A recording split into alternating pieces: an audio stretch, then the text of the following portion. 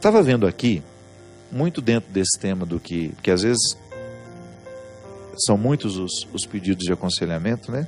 Eu não tenho pressa de fazer e nem tenho. Às vezes tem programas que eu nem pego nesses papéis. Quando a conversa é boa, eu sei que ela é já naturalmente, esclarece muitas coisas, muitas perguntas, aquelas que estão aqui. Mas hoje coincidentemente, eu estava olhando aqui no intervalo, eu vi que existe um pedido de reflexão de um homem que tem 30 anos, ele não quer se identificar, a esposa tem 27, eles estão há 5 anos casados e já tem 8 meses em que eles começaram a viver uma crise. Essa crise começou quando a esposa perdeu o interesse pelo sexo. Claro, perdeu o interesse pelo sexo, naturalmente perdeu também o carinho, o que é um prejuízo ainda maior, né? Eu sempre digo que quando você tem uma crise, isso é natural, os casais sabem muito bem disso, não estou falando nenhuma novidade. Na vida de casado há crise, sim, do interesse sexual. Mas quando o carinho continua, parece que a crise fica mais fácil de ser superada. Mas aqui não. Neste caso, perdeu também todas as instâncias do carinho. Ficou uma relação muito dura. E ele está dizendo que a ama muito e que por causa deste amor ele ainda não traiu. Mas que ele está sentindo que não terá outra solução a não ser viver a traição. E que, se não houver uma solução para o problema, vai então pedir a separação. Mas ele está dizendo aqui que ele se sente muito torturado por isso, por ver no conflito essa solução tão drástica, porque ele considera o casamento dele sagrado, já disse, né, que ele ama muito a esposa, eles participam ativamente da igreja, e entenderia como um grande prejuízo perder, então, este vínculo, desfazer este vínculo. Ele não me disse aqui se tem filhos, mas ele falou dessa crise. 5 anos de casado jovens, né? Ele tinha 25, ela tinha 22, porque atualmente ele está com 30, ela com 27, e ele gostaria que eu comentasse um pouco essa situação deles. Bem, primeira coisa, que toda vez que nós estamos enfrentando uma crise matrimonial, nós não, eu nunca me casei, né? Às vezes algumas pessoas até ficam dizendo assim, ué padre, o senhor não casou e fica dando conselho para quem casou? Pois é, o ginecologista também, homem, também nunca pariu um filho para poder conduzir um parto. Então a gente está justificado, né? A gente já viu muita gente, casada. Eu nasci dentro de um lugar onde o casamento foi muito bem sucedido, graças a Deus, com todas as dificuldades do meu pai e minha mãe. Meu pai faleceu, ele era ainda casado com a minha mãe. Então a gente sabe por aquilo que vê, por aquilo que lê, por aquilo que convive. E também é apenas uma palavra, não é uma solução. A nossa reflexão, eu não estou aqui pretensioso, dizendo que estou dando uma solução aos problemas que eu comento. Não, é apenas uma reflexão que pode ou não ajudar. Eu particularmente penso que o casamento, ele só é possível de ser duradouro quando ele passa pela experiência da escuta, quando ele passa pela experiência da fala. Mas eu não estou dizendo que essa fala e essa escuta, ou melhor, vou reformular. Quando eu falo fala, quando eu sugiro que o casamento precisa ter fala e escuta, eu estou falando daquilo que eu chamo de enfrentamento. Muitas vezes nós temos um conflito entre nós não dizemos, nós vamos permitindo que o tempo vá multiplicando as instâncias do conflito, e daqui a pouco o conflito ficou muito maior do que nós. Por exemplo, depois de 8 meses de total desinteresse pelo sexo, esse rapaz começa a pensar na possibilidade de desfazer o vínculo por causa disso. Veja bem, minha gente, nos primeiros sinais de desinteresse, a gente tem que conversar. Ou até mesmo para buscar soluções. A mulher, ela funciona com outro mecanismo muito diferente do nosso. A sexualidade do homem é toda para fora, né? A mulher é toda mais interna. E às vezes há um conflito até em relação ao prazer que a mulher sente. Isso aqui vale para todos os que assistem agora. Você já teve coragem de perguntar à sua esposa se ela está satisfeita com a vida sexual que vocês têm? Porque às vezes as mulheres, elas ficam muito caladas, elas passam pelo conflito sem dizerem nada. E depois, porque não se realizam, e por motivos que são diversos, às vezes os homens interpretam a sexualidade muito mais como uma satisfação de uma necessidade biológica, o que é terrível. Na vida matrimonial, o sexo, ele tem que recrutar todas as dimensões do respeito e da sacralidade que o outro tem. E por isso precisamos falar sobre isso, sim. Uma vez eu tive uma oportunidade de conversar com a mãe sobre isso, com a minha mãe. É claro que é difícil. Você pergunta: mãe, como era a sua vida sexual com meu pai? E ouvir da minha mãe o que eu ouvi foi: meu Deus, como essa mulher foi resignada. Você sabe muito bem, Cristian, que às vezes no casamento, a mulher, ela sofre muito por causa da vida sexual. Às vezes ela não tem nenhuma... Como é que nós podemos dizer isso? A mulher, a satisfação sexual da mulher é muito diferente, porque ela requer muito a dimensão do carinho. Você que é marido sabe disso. O quanto a Camila se realiza com você como homem, sobretudo quando você é carinhoso. O carinho, ele faz com que a vida sexual seja muito mais satisfatória. O problema é quando no casamento separa-se a relação genital da relação sexual. Mas, padre, mas são duas coisas diferentes? Sim. A relação genital é aquela que se reduz à dimensão biológica do sexo. E essa pode ser frustrante. A relação sexual, ela engloba o carinho, ela engloba o todo das pessoas. E quando no casamento não se fala sobre isso, quando não se tem esse enfrentamento, é possível que essas insatisfações fiquem registradas, fiquem guardadas, e em algum momento isso vai se manifestar da pior forma, que é o total desinteresse pelo outro. Porque quando uma das pessoas que compõem essa relação sente-se desrespeitada ou até objetificada pelo outro, porque o que é a objetificação? Quando alguém na relação sexual percebe que ela foi apenas uma instância biológica de satisfação. Acabou o sexo, ou aquele sexo quase que animalesco, sem carinho, sem respeito, isso tem prazo de validade. O que faz a vida sexual de um casal ser frutuosa é quando ela nunca perde a dimensão do afeto, do carinho. Aí é verdadeira vida sexual. Não se limita a ser uma vida genital.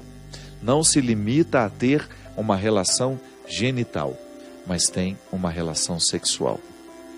Aí volto a dizer, se a gente não está habituado a falar do que nos conflitua, o outro não vai saber o que está acontecendo.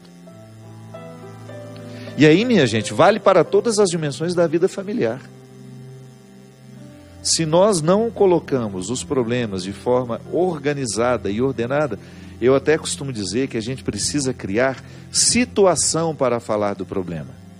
Porque às vezes a gente quer resolver o problema dando um grito e saindo da porta, pela porta fora. Não. Isso não resolve o problema, isso não é comunicação. Às vezes nós queremos resolver os nossos conflitos com os nossos filhos aos gritos, no momento que não é apropriado, num formato que não é apropriado. Às vezes marido e mulher querem resolver os seus conflitos sexuais também quando os ânimos estão exaltados. Não. Marca um jantarzinho, né? Organiza alguma coisa na sua casa só para você e ele. Ou quando é seu filho que está precisando ouvir alguma coisa. Meu filho, vamos sair comigo hoje? Só nós dois? Vamos jantar fora? Mas cria a situação. Não permita que o celular fique ali no meio, interrompendo a comunicação entre vocês.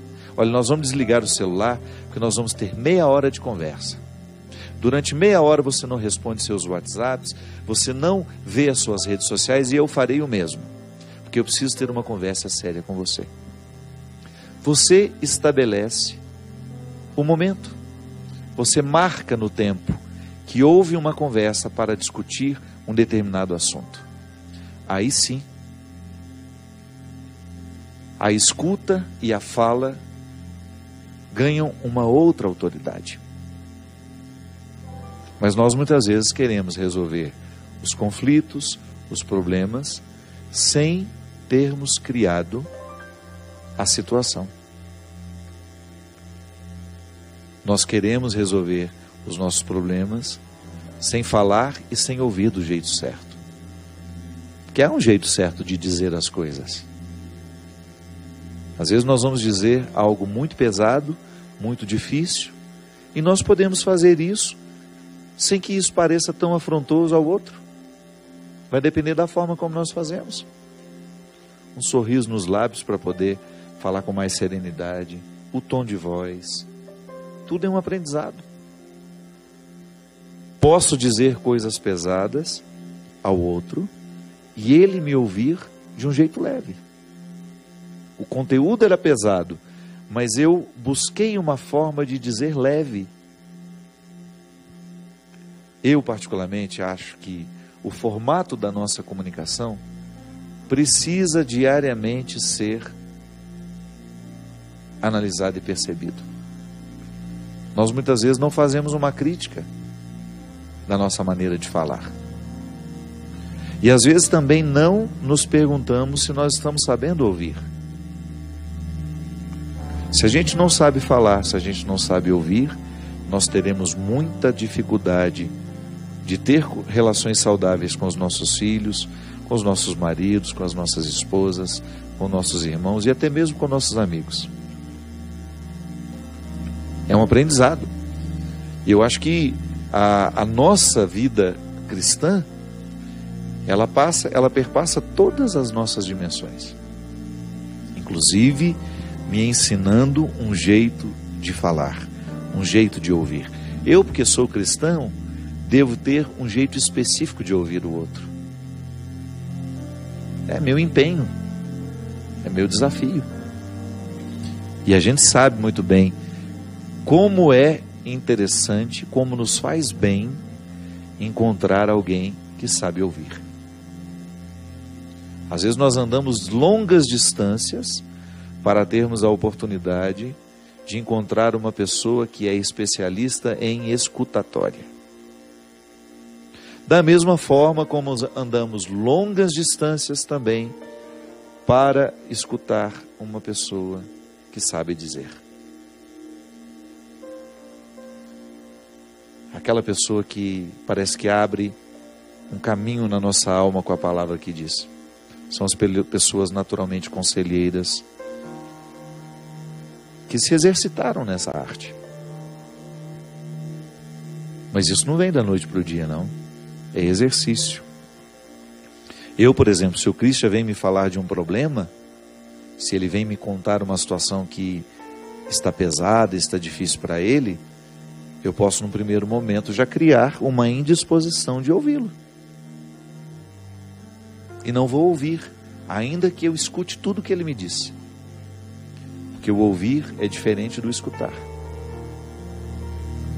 Né? É mais profundo. Você escutou o que eu disse? Escutei. Mas você me ouviu? Não, eu não ouvi. Porque aquilo não repercutiu dentro de mim. É apenas uma informação que eu não processei porque não senti junto com ele. Eu só ouvi quando eu senti o que ele me disse. Porque quando eu sinto, eu de fato me envolvo. Se eu não sinto, não houve envolvimento. Quantas vezes você tenta dizer alguma coisa ao seu marido e você percebe nitidamente que ele não está sentindo com você? Então o problema continuou sendo só seu, muito embora o problema o envolva também. É uma dificuldade no relacionamento que ele tem um nível de responsabilidade, mas você diz para ele e ele não ouve o que você diz, porque ele não sente com você. A solidão só termina, minha gente, quando nós percebemos que o outro está sentindo com a gente. Quando o outro foi capaz de assimilar as suas palavras e lhe dar um feedback, lhe dar um retorno. Geralmente com palavras que começam assim: eu compreendo o que você está dizendo, reconheço que eu também tenho uma parte neste erro, vamos lutar juntos, vou fazer de tudo para ficar atento, para que isso que está errado entre nós possa ser reencaminhado, possa ser consertado. Agora, se o outro não sente comigo o que eu estou dizendo para ele, o problema continua sendo só meu. Aí a sensação de solidão continua me atormentando, continua me dificultando, e o vínculo deixa de ser, ele deixa de existir. Embora continuemos casados, embora continuemos irmãos, continuemos mãe e filho, pai e filho, amigos, o vínculo continua no seu nome, mas não continua na sua prática.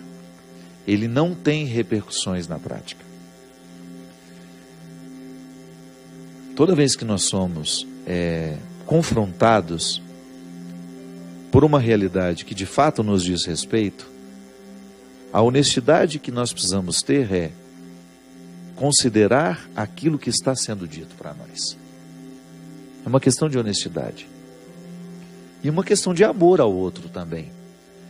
Se eu amo, como esse rapaz ama essa mulher, é preciso que o enfrentamento seja uma manifestação do amor. Às vezes nós não acreditamos no amor enquanto enfrentamento, que é justamente dizer a verdade para o outro, colocar o outro a par de tudo aquilo que você está sentindo sozinha. E este enfrentamento, ele encaminha as soluções.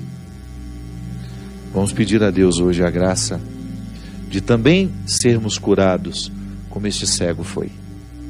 Desculpe-me, como este surdo e mudo foi. Eu também preciso ser curado na minha capacidade de ouvir. Às vezes eu escuto muito mal. Eu escuto, mas não estou ouvindo. Eu preciso ter a sensibilidade de sentir com o outro. Pode ser que você também viva o mesmo limite que eu. Você também perceba esse limite em você. Nem sempre você consegue se envolver com aquilo que o outro está lhe dizendo, e por isso você não leva a sério. Muitas transformações deixaram de acontecer na sua vida. Você deixou de contribuir com o funcionamento familiar porque você não faz questão de ouvir o que os outros estão dizendo. Você só escuta, mas não ouve. E às vezes o seu casamento, a sua relação familiar, a sua filiação, a sua maternidade, a sua paternidade, a sua fraternidade, sua amizade, poderá ser muito melhor se você tiver a coragem de deixar cair as escamas do ouvido. E também ser curado na maneira de falar. Pode ser que você esteja machucando muito os outros quando você diz. Pode ser que sua fala esteja muito arrogante, que você esteja muito cheio de razão. Você não ganha muita coisa com isso. Pelo contrário, às vezes você perde a confiança do outro. É muito difícil acreditar numa pessoa arrogante. Quando nós somos arrogantes, nós perdemos a nossa autoridade. Nós perdemos a capacidade de comunicar. Ninguém gosta de ouvir uma pessoa arrogante. Às vezes nós estamos com toda a razão, mas nós somos tão arrogantes quando nós dizemos que nós retiramos toda a autoridade do que a gente está dizendo. Aí parece mentira o que nós falamos. Nas nossas relações de trabalho, a gente não ganha nada com a arrogância. Agora a gente ganha com a palavra conselheira, com a palavra amorosa, com a palavra que demonstra um interesse pelas soluções, pela palavra que demonstra um desejo de encaminhar o melhor para nós. E por que a gente insiste num formato que não ajuda a resolver? Por que insistir num formato, num jeito de ser gente que não contribui em nada nos meios onde nós frequentamos? Vamos deixar cair por terra a arrogância da palavra. Vamos aprender os formatos mais amorosos. Volto a dizer, há uma forma de dizer coisas pesadas, sérias, graves, de um jeito leve, de um jeito amoroso. A gente ganha muita confiança do outro quando nós abrimos mão da nossa arrogância. É a verdadeira liderança. O líder é aquele que é capaz de convencer os outros do bem que ele propõe de forma leve e de forma serena. E é muito bom a gente ser liderado por pessoas assim, que são capazes de propor desafios, mas com leveza. Por isso que nós somos fascinados pela palavra de Jesus, que continua nos motivando, coisas muito difíceis, porque não mudamos uma vírgula do que Jesus nos propôs. Continua sendo dura a palavra do Evangelho. Continua sendo muito difícil a proposta que Ele nos fez. Mas Ele o fez de maneira tão amorosa, de maneira tão carinhosa, tão misericordiosa, que ainda hoje nós continuamos acreditando na possibilidade de que essa proposta só nos faça bem. Como nos disse o Evangelho de hoje, Jesus passou fazendo o bem. Foi só o que Ele fez, o bem, quando ouviu e quando disse. Queiramos a mesma coisa, façamos do mesmo jeito, porque nós vamos fazer muito bem àqueles que passarem por nós, ou porque nós ouvimos certo, ou porque dissemos o que precisava ser dito. A salvação do outro passa, muitas vezes, pela nossa capacidade de ouvir, pela capacidade de dizer. E a nossa salvação também nos chega quando alguém nos ouviu do jeito certo, ou então nos disse o que precisávamos ouvir. Derrame sobre nós, sobre os nossos corações, a bênção e a proteção do céu, o Deus Todo-Poderoso, Pai, Filho e Espírito Santo. Amém. Até a semana que vem, se Deus quiser.